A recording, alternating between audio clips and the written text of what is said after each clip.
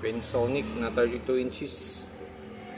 Ang problema ng unit natin ay ganyan yung display niya. So may nakasulat dyan, double image ang naging problema niya. So yung ganitong issue, try na lang natin kung makuha pa sa repair. Baka kabilaan na yung sira nito. Pag kabilaan na kasi yung mga sira ng mga ganito, hindi na nagagawa. So try na lang natin. At kung bago lang kayo sa aking channel, huwag kalimutan mag-subscribe.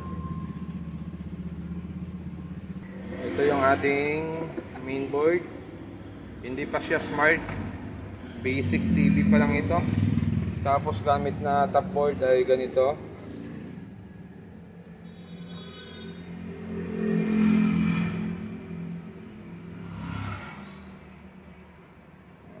So pag ganito ang gamit, madalas talaga sakit ng ganitong top board yung double image na yan. So yung clock signal natin dito na nakalagay. Yan, HC8. Tapos HC1, LC2, LC1. So kakapain mo yan, dito banda yan, yung clock signal natin. Tapos yung sa kabila naman natin, dito banda.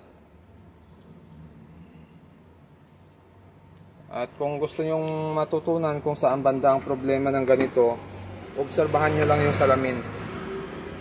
Tingnan nyo yung salamin, yung problema niya, kung saan yung medyo malala ang problema. Yan. So ito, mapapansin mo rito, makinis pa yung glass dito, yung display niya.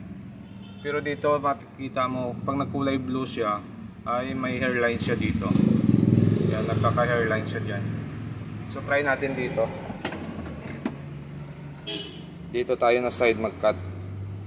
Baka dyan yung problema talaga niya. So pag nag-cut tayo dito, tapos mayroon pa rin siya, ibabalik natin yan, tapos lilipat tayo dito. Tapos pag nag-cut tayo dito, tapos mayroon pa rin siya, ibig sabihin yan, magkabilaan yung sira nito. So try na lang natin. So nag-cut tayo dito. Yan, kinat natin yung swapping voltage saka yung clock signal dyan. Tapos ang resulta niyan ay ganyan. Nawala nga yung flicker niya, no? Pero defective pa rin yung display natin, hindi pa rin siya normal. Okay, so gagawin natin dyan, ibabalik natin yan, tapos lilipat tayo rito. So kahit napansin natin kanina dito na dito yung medyo malala ang problema, pero kung ang issue nito ay kabilaan na, hindi na ito magagawa. So try natin. Yan, bali binalik ulit natin yung pinutol natin kanina. Tapos gagawin natin yan, dito tayo magka-cut, dito rin banda yung clock signal natin sa kabilang side. So kung nag-cut tayo dito tapos ganun pa rin yung problema niya, negative na sa repair yun, kabilaan na yan. Yan. So binalik muna natin sa dati. Yan ulit yung problema niya nung una nating buksan. Okay, ganyan siya. So try natin dito sa kabila.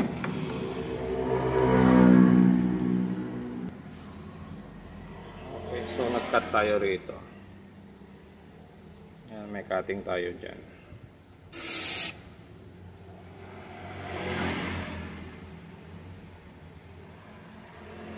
Tapos ang naging display niyan ay negative na rin. Yan. Mayroon siyang freezing, yung swapping voltage niya.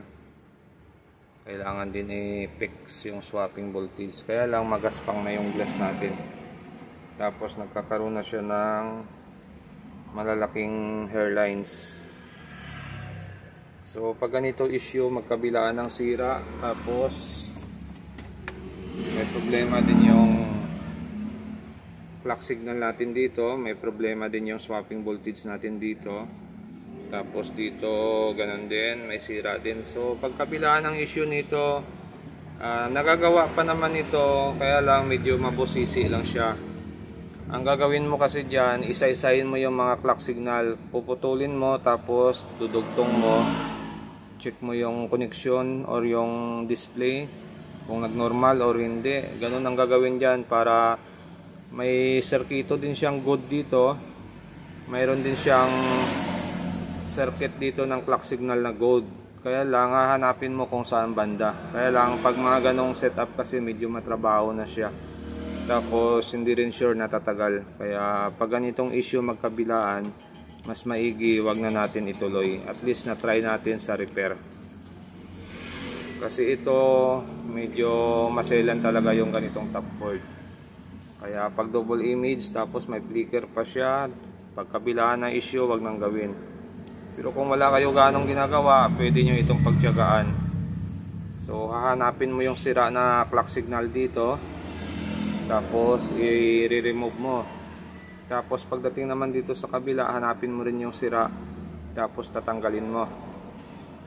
So pwedeng mag-normal pa yan. Kaya lang minsan kung ang clock 1 dito sira, tapos yung clock 1 dito sira din, negative na yan. Ganun din sa kabila, clock 2 sira, clock 2 sira. So negative na rin yan. Pero kung ang naging problema niya, clock 1 dito sira, tapos pagdating dito sa kabila, yung clock 1 niya buo, so pwede pang mag-normal yan. Yung clock 5 sira dito, yung clock 5 dito buo, so pwede pa. Pero kung parehas clock 1 and 1 dito sira, negative na yan. Kasi hindi na balance yung clock signal natin. Mawawalan siya ng supply sa isang clock, matik lalabas na yung problema sa screen. Kaya pag mga kabilaan issue, mas maigi, wag na. Masasayang lang yung oras. So ito, try natin tanggalin yung kurap nito. Titingnan natin. At least may magamit lang yung customer kahit papaano. Pagtiyagaan, pwede pa ito. Tanggalin na lang natin yung kurap. So ito, minotify natin yung swapping voltage. Yung LC1, nilagyan natin siya ng VGH. Kaya lang hindi na nga siya magalaw. Ang problema naman, magaspang pa rin yung screen natin, ano. So negative talaga siya. So hindi na siya nagpi-flicker. Yan, steady na yung display, kaya lang magaspang talaga kasi nga magkabila na yung sira ng clock signal. Okay, so negative sa repair. At kung bago lang kayo sa aking channel, huwag kalimutan mag-subscribe.